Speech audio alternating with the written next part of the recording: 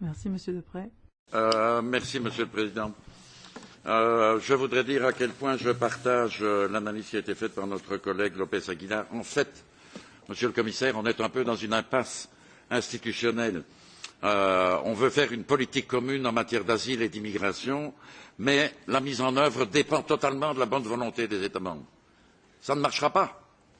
Institutionnellement, il y a un moment dans lequel il va falloir changer les règles, sinon on n'avancera pas. Je prends d'autres exemples.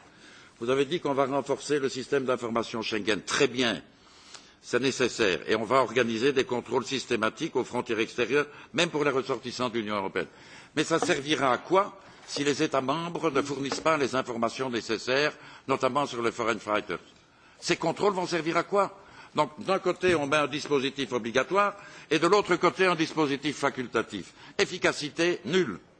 Donc, manifestement, les règles doivent être changées. Je prends Frontex.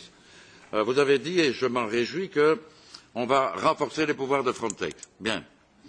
Mais qu'est-ce qu'on a changé? On lui donne un pouvoir d'initiative en matière d'organisation des retours. Mais quand il doit coordonner le contrôle des frontières extérieures, il n'a pas de moyens. C'est un quémandeur, c'est un mendiant. Il doit s'adresser aux États membres en disant « Mais combien de personnes allez-vous mettre à ma disposition?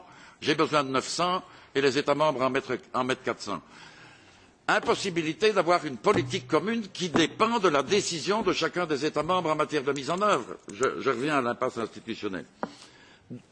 Dernier élément sur lequel je veux insister, la Turquie.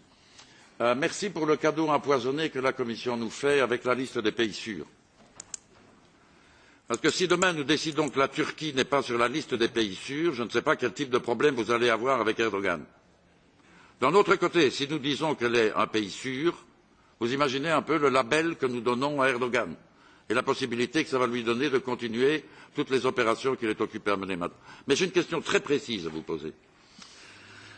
Est-ce qu'il y a un accord ou comment voyez-vous la situation entre l'accord de réadmission qui existe entre l'Union européenne et la Turquie et la définition de la Turquie comme pays sûr? Parce que si la Turquie n'est pas un pays sûr, que devient l'accord de réadmission? Vous allez renvoyer des gens dans un pays qui n'est pas sûr? Merci. Thank you, Chair.